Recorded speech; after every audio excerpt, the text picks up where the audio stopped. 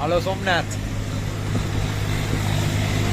ને મામા માંગરોળ કામથી આવ્યા હતા, પણ જો કે મહાદેવની કૃપા હશે તો અહીંયા ઉગી ગયા છે સોમનાથ. જોઈ લો ભાઈ, મામા ટીકો લગાડે છે અત્યારે, હમણાં આપણે પણ લગાડવાનો છે ભાઈ. જોતું યાર યુટ્યુબમાં વાયરલ કરવાનો હોય આ ભાઈને, બરોબર? આ ટીકો લગાડે, તમારે જે આપવું હોય.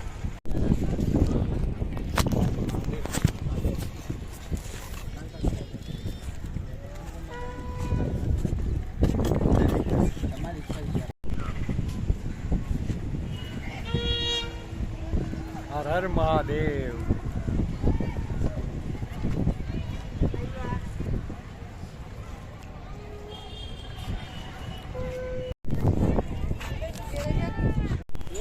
ફાઇનલી થઈ ગયું છે.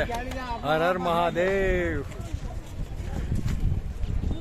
જય મહાકાલ. મહાદેવની ઈચ્છા હતી તો હું ને મામા ફાઇનલી પહોંચી ગયા છે સોમનાથ.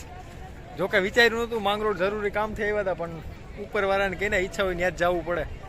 મહાદેવે બોલાવ્યા છે, મહાદેવના દર્શન કરીએ છીએ, પછી આગળ મળીએ. અંદર મોબાઈલ નહોતા લઈ જવા દેતા, ફાઇનલી અમે બહાર આવી ગયા છે સોમનાથ મંદિરમાંથી. પણ આ સામાન બધો લીધો હતો અને મોબાઈલ નહોતો લઈ જવા દીધો, એટલે અમે પછી ફોટા પડ્યા છે. ફોટા જે જોરદાર આવ્યા છે, 100 રૂપિયા આપવા પડ્યા છે. જોકે મોબાઈલ ના લઈ જવા દીધો એટલે કંઈ વાંધો નહીં.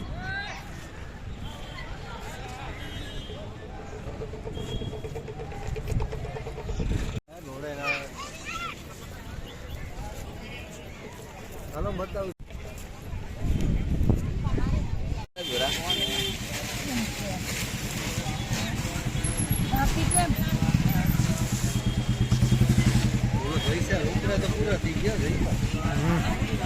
હવે સોમનાથથી રિટર્ન થઈ ગયા છે ફાઇનલી.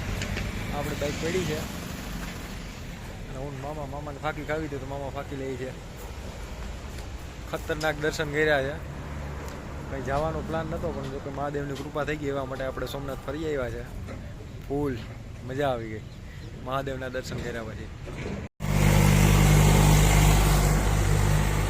ગોટી થોડા ફાઇનલી અહીંયા પેટ્રોલ પંપ બેઠા છે.